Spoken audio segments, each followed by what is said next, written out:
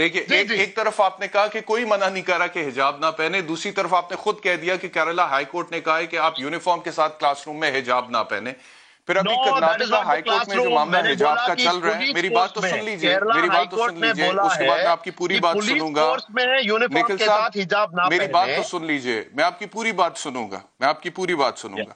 अभी Karnataka high court में जो ये मामला चला है, जो ये मुस्कान जहां से ताल्लुक रखती है और ये सारा मामला वहां पर हुआ, तो उन्होंने ये कहा कि जब तक अदालत हतमी फैसला यानी कि फाइनल डिसीजन नहीं दे देती है, तब तक हिजाब और मजहबी लिबास पहनने से रोकती है तमाम मुस्लिम खवातीन को। तो ये तो उन्होंने फाइनल रिलीफ, इंटरम रिलीफ के तौर पे दे दिया। ये तो वकील की हैसियत से मैं भी समझता हूं कि जो भी फाइनल रिलीफ होता है, it is not given as an interim relief, यानी कि वो स्टेटस को मेंटेन करते टिल द टाइम उनके सामने सारे मामलात आते हैं कि जी कोई हिजाब पहन रहा है पहने, जब हम फाइनल फैसला देंगे तब हम देखेंगे।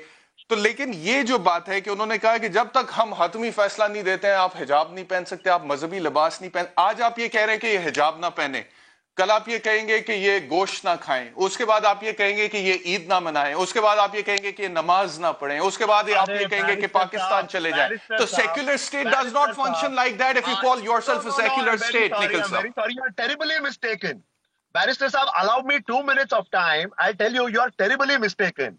One is, कोई भी नहीं बोल रहा है कि हिजाब मत पहनो, इतना ही हमारा रिक्वेस्ट रहेगा, और यहाँ का रिक्वेस्ट है कि क्लासरूम में ना पहने। अब आपने स्टेटस को की बात की, हिंदुत्व पे यकीन रखने वाले जितने भी ग्रोह हैं वो सब कह रहे हैं कि हिजाब ना पहने। अरे भाई, आपने बुलाया मुझसे बात करने, तो बात तो करने दीजिए। आपने बोला स्टेटस को किसके बेसिस पे करेंगे? Status quo is on the basis of the rules that have been framed by the institution. अब this is a government run institution, ये तो private institution है नहीं कि जाकर उनका खुद का rules बनेंगे। Article 28 Who has given the right to a government run institution कि वो लोगों से उनकी personal choice छीन ले, उनके रिलीजन के हवाले से उनको इंस्ट्रक्शंस दे कि आप हिजाब पहन सकते हैं, हिजाब नहीं पहन सकते, आप टोपी पहन सकते हैं, आप टोपी नहीं पहन सकते, आप सिख हैं तो आप टर्बन रख सकते हैं, आप टर्बन नहीं रख सकते, पर्दा पहने, बुर्का ही पहने, वो तो आउटसाइड द क्लासरूम रहेगा। जो क्लासरूम के अंदर आएंगे तो college rules apply. College rules बोलता है कि uniform is uniform. Do you think that a Muslim ceases to be a Muslim in the classroom?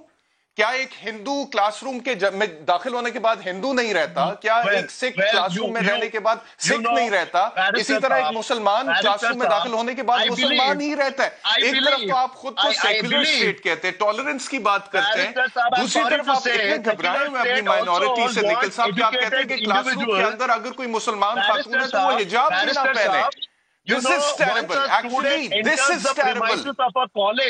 The identity of the student is only that of a student. चाहे वो मुसलमान हो या हिंदू हो या क्राइस्त हो, क्रिश्चियन हो या जो कोई भी हो, once that person enters the college, his identity or her identity is only that of a student. यहाँ पे मुसलमान विद्यार्थी को अलग से देखो, हिंदू विद्यार्थी को अलग से देखो, क्रिश्चियन विद्यार्थी को अलग से देखो। Being a student is just an identity that you're a part of an institution. When you are a student has other identities as well.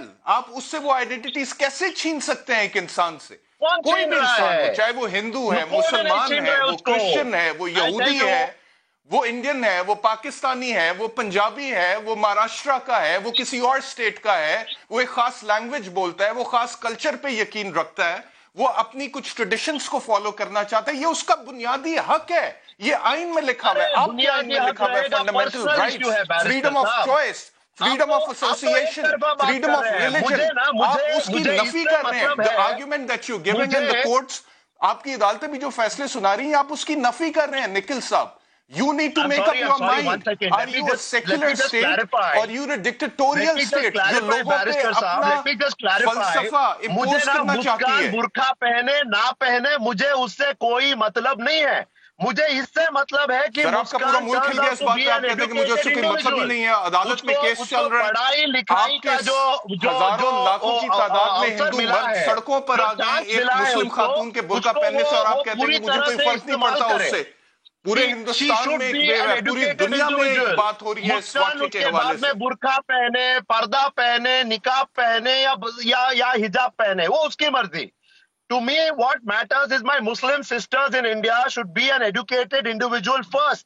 उसके बाद जो कुछ भी चाहे वो हो जाए, वो निकाब पहने या हिजाब पहने वो उनकी मर्जी. But this is the time to get educated. And college in any case, Barrister Saab, is not a place to profess religion. This is a very draconian policy. Listen to me, Nikhil Saab, listen to me. आपने कहा कि I want all the women of India to be educated, और उसके लिए फिर आप conditions रख रहे हैं कि आप हिजाब ना पहने. ठीक है, स्टेट जो गारंटी करती है एजुकेशन, हेल्थ या दीगर मामलात, सिक्योरिटी, वो कंडीशनल नहीं होते हैं इस तरह से कि आप अपनी आइडेंटिटी छोड़ दें, आप हिजाब को छोड़ दें, आप मजहब को छोड़ दें, आप अपने नॉर्म्स को छोड़ दें, अपने कल्चर को छोड़ दें, अपनी चॉइस को छोड़ दें. There are no conditions in that. ये कॉन्स्टिट्यूशन नहीं कहता, ये आइन नहीं कहता, ये लॉ नहीं कहता, और एक सेक्युलर स्टेट तो बिल्कुल नहीं कहता. इस्लामिक रिपब्लिक ऑफ पाकिस्तान में हम रहते हैं, हमारा आइन ये नहीं कहता. हमारे यहाँ पे जो माइनॉरिटीज हैं, प्लीज लिसन टू मी, हमारे यहाँ पे जो माइनॉरिटीज हैं उनको जो भी एजुकेशन, हेल्थ या सिक्योरिटी की फैसिलिटीज हम प्रोवाइड करते हैं, that is not subject to any conditions कि आप टीका ना लगाएं माथे पे, या आप सिख टर्बन ना पहने, या आप हिंदू खातून हैं तो आप अपनी दिवाली ना मनाएं. बैरिस्टर साहब, एक बार मेरी बात सुनिए. सिंपल है. आप मेरी बात सुन नहीं रहे, आप सिर्फ बोल रहे हैं. Second sir, I don't understand what kind of India you're living in right now, that you are giving rights to the minority subject to certain conditions कि वो अपनी identity पे sacrifice. To hear me, I am reporting from the ground zero. This is the state where it is happening, so I know the details the best. मुझे ये बताएं कि ये जितने भी वाकयात हुए हैं, क्या आप उनको भी जस्टिफाई करेंगे? चर्चेस पे जो हमले हुए हैं, मसाजिद पे जो हमले हुए हैं, मुसलमानों को एक आ गया कि नमाज पढ़नी है तो पाकिस्तान जाके पढ़ें. एक रियासत के वजीर आला ने कहा कि खुले में आप नमाज नहीं पढ़ सकते. आप उन चीजों को भी जस्टिफाई करेंगे? You are comparing apples and oranges. There is no comparison there. Churches पे अटैक